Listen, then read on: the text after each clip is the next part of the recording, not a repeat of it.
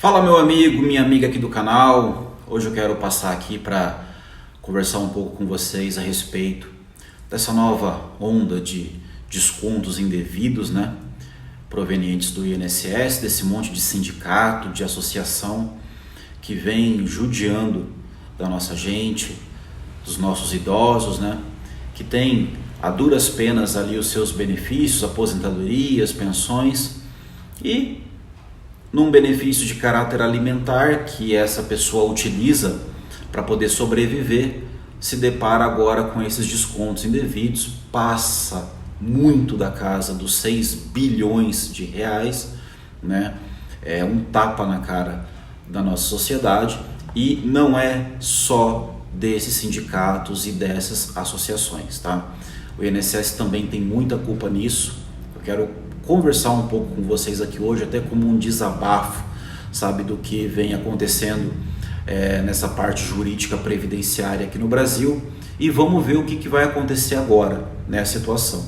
Infelizmente eu já estou sentindo alguns movimentos aí para tentar atenuar esse escândalo que aconteceu, mas eu quero conversar com você sobre isso, meu amigo, minha amiga, já pedindo para você se inscrever aqui no canal, curte, compartilha, comenta, deixa o seu like, tá? É sempre bom poder estar aqui conversando com você sobre os assuntos da nossa Previdência Social. Hoje, para falar um pouquinho sobre os descontos indevidos, né? A fraude no INSS. Meu nome é Emerson Vargas, advogado especialista em Direito Previdenciário, com mais de 11 anos, né? Quase 12 anos de atuação aí, cuidando das coisas da Previdência Social. E a minha indignação, sabe, pessoal, com relação ao que está acontecendo agora, no sentido, vamos lá, vamos ver se você concorda comigo. Primeiro, tá? O INSS agora cria um movimento, tá? Depois de tudo que aconteceu, para incentivar a quem teve descontos indevidos, para ele entrar lá ligar no 135, entrar no site meu.inss.gov.br, ir lá e dizer, olha, eu não autorizei os descontos nem de sindicato, nem de associação, e eu quero a devolução do meu dinheiro. O que o INSS vai fazer?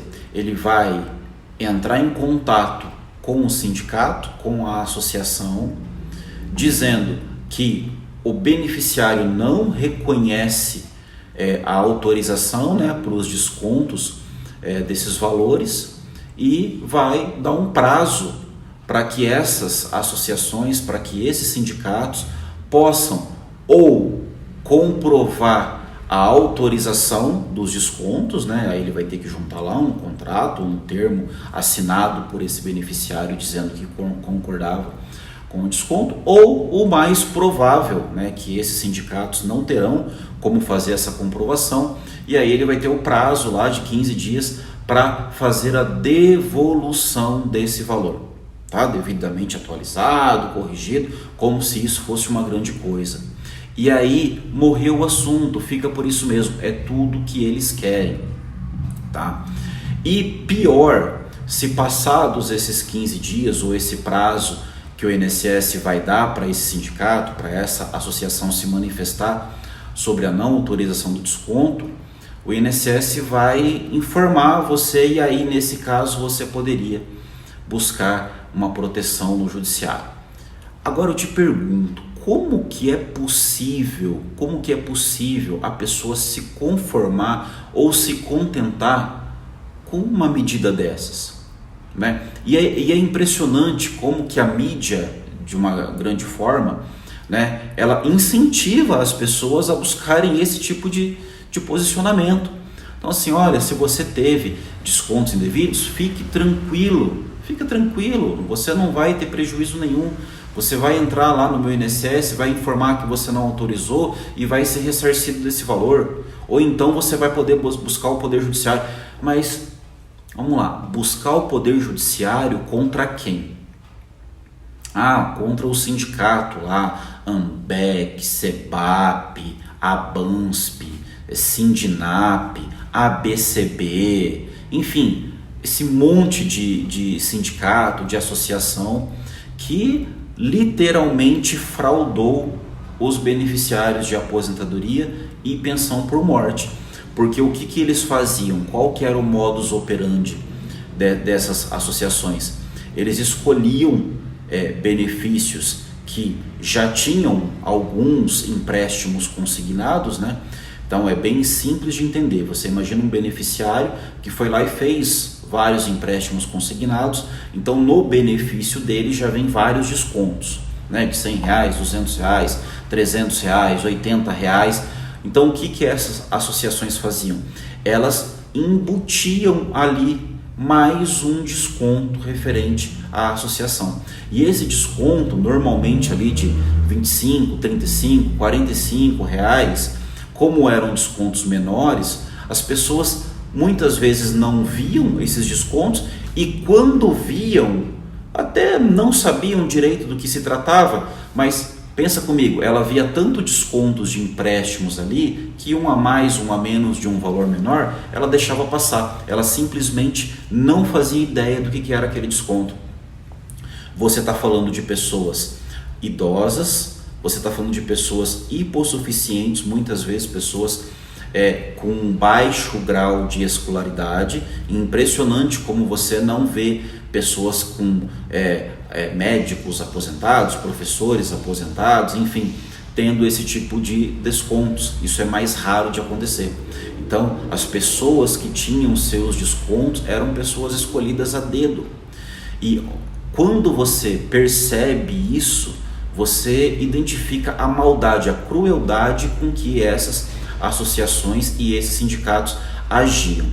E aí você querer apenas a devolução dos valores que foram descontados, será que isso daí satisfaz? Será que isso daí não é passar uma mensagem para esses sindicatos que o crime compensa?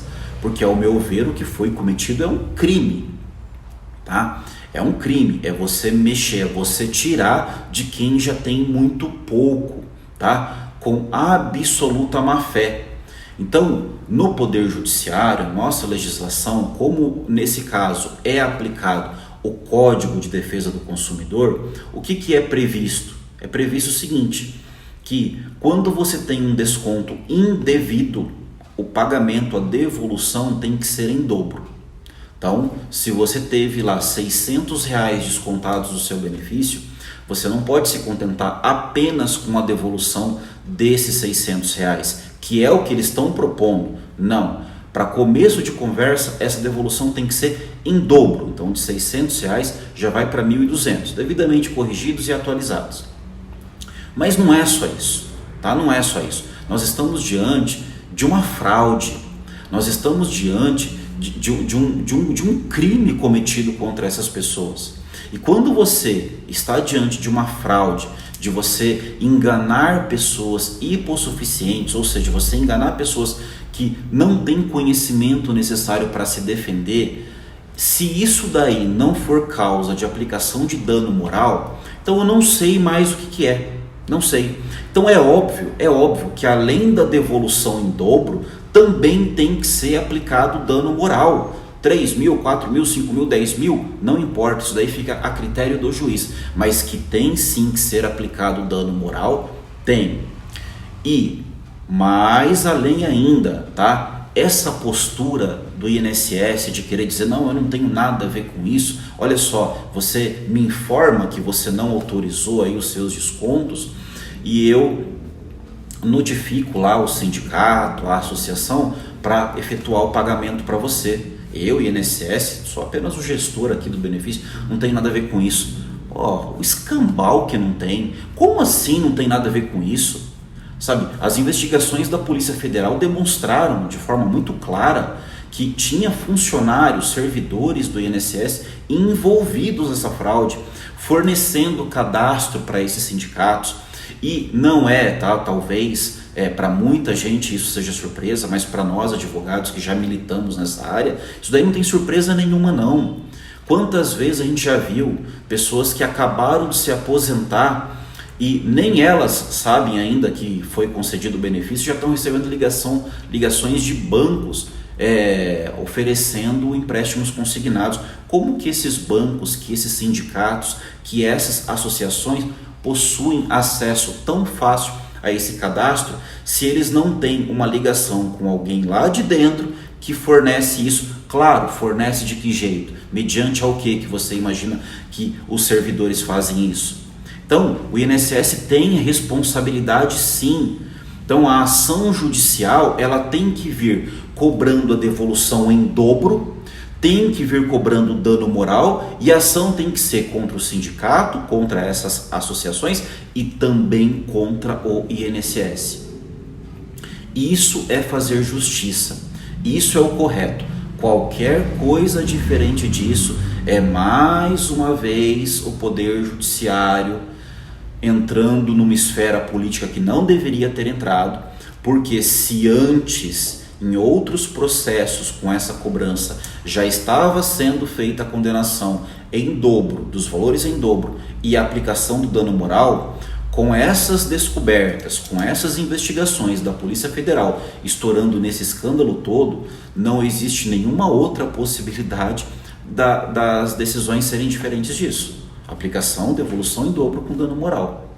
Eu espero que não se repita o que aconteceu, por exemplo, no julgamento da revisão da vida toda, né, que era algo totalmente favorável ao beneficiário, né, totalmente legítimo, mas que por conta do impacto financeiro que o governo teria, acabou se criando ali não é possível, tá, vamos ver aqui, ou então com o julgamento da revisão do FGTS, que também era uma revisão justa para quem tinha os depósitos do FGTS, mas que diante do impacto econômico, né, foi feito ali de uma forma que não foi a mais justa para o trabalhador, né? E assim a gente poderia voltar, no caso lá atrás da desaposentação, dentre outros, tá? Infelizmente, eu vejo muita gente falando, não, é só você avisar aqui no meu INSS, no 135, que vai ser feita a devolução. Devolução? De que forma? Simples ou em dobro? E o dano moral aplicado? E a responsabilidade do INSS, que está flagrantemente consolidada nisso daí? Nada será feito nesse aspecto? Então, vamos ver, né? Eu acredito que as pessoas têm sim que buscar os seus direitos, fazer o que tem que ser feito e torcendo para que nesse caso, dessa forma, a justiça seja feita da melhor forma possível, tá bom? Grande abraço, até a próxima.